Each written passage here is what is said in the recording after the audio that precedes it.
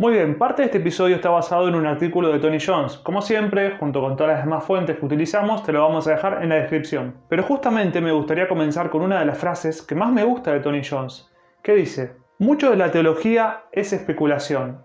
Hablar del cielo y del infierno es totalmente especulación. ¿Por qué cito esto? Porque vamos a hablar de a dónde fue el Jesús resucitado. Y para ello quizás pisemos sobre terreno algo inexplorado para muchas personas de fe, por lo que la respuesta podría llegar a sorprenderte. Quédate y lo vemos.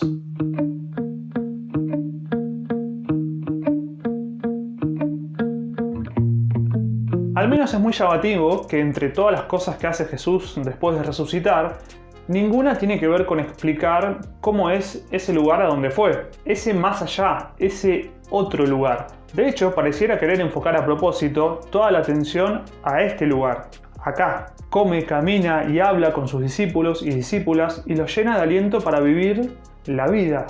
A muchos de nosotros se nos ha enseñado que la resurrección de Jesús es lo que le da sentido al cristianismo, porque debido a la muerte y resurrección de Jesús es que podemos ser salvos. Y por salvos nos estamos refiriendo a obtener un pase al más allá, a ir al cielo después de morir. Pero la verdad es que, y como el mismo Jesús nos deja ver, su muerte y resurrección no tenían tanto que ver con el cielo como sí con la tierra. El acontecimiento de la resurrección de Jesús no se trató del más allá, sino del más acá. Dentro del cristianismo, el estudio del destino final del ser humano es lo que se conoce como escatología. En los textos judíos, el lenguaje escatológico alude a una utopía establecida por la divinidad, en la que Dios pone fin a este mundo de injusticia e iniquidad aquí en la tierra y lo sustituye por otro de justicia y equidad, también aquí en la tierra. Dios no repudia la creación mediante la destrucción cósmica, sino que destruye el mal mediante la transformación cósmica. La resurrección en la mañana de Pascua no tiene nada que ver con el levantamiento del cuerpo de Jesús de Nazaret, ni con la inmortalidad del alma, sino que representa la victoria de Dios, la creación de algo nuevo, Cristo, de algo viejo, Jesús. O sea, la resurrección es esencialmente un acontecimiento escatológico, porque es una irrupción del futuro de Dios. El autor Dominic Crossan ilustra esto magníficamente cuando imagina el encuentro del apóstol Pablo con alguien que recién ha obtenido o ha comprado su ciudadanía romana y de esta manera ha logrado obtener la libertad. Y que entonces, cuando Pablo le habla de la resurrección de Jesús, este romano le dice: o sea, Pablo, la resurrección de Jesús es como lo que le ocurrió a César, porque él también ascendió al cielo después de morir. Mira, acá tengo una moneda en la que se ve su espíritu ascendiendo al cielo para ocupar su lugar entre las divinidades celestiales. Y si no me crees, Pablo, ¿cómo explicas los fantásticos éxitos conseguidos por la dinastía imperial? Veo todo lo que César ha hecho por nuestros negocios, pero este Jesús, ¿qué ha hecho por la ciudad? ¿Qué ha hecho por la gente?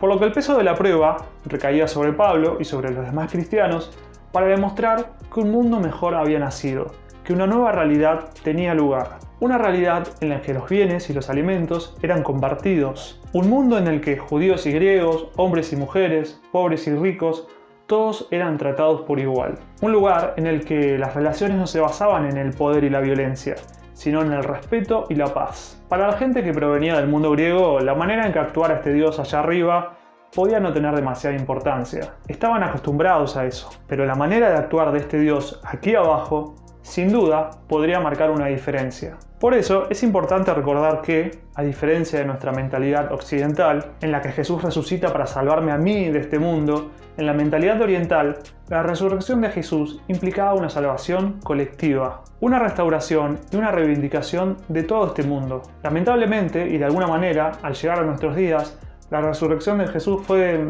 teniendo cada vez menos que ver con la justicia divina para pasar a relacionarse con nuestra supervivencia. Entonces, dicho todo esto, supongo que aún quieres saber a dónde fue Cristo después de la resurrección. Me encanta lo que propone Tony Jones. Él dice: en la encarnación, Dios mora en un ser humano en el curso de la historia. En la resurrección, Cristo es una encarnación del futuro. El Cristo resucitado es la materialización de lo que aún no es. Cuando Jesús de Nazaret fue resucitado como el Cristo resucitado, vino desde el futuro de la promesa de Dios.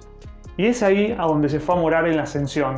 A partir de ahí, Cristo nos está llamando, incluso jalándonos, hacia el hermoso y escatológico futuro de Dios.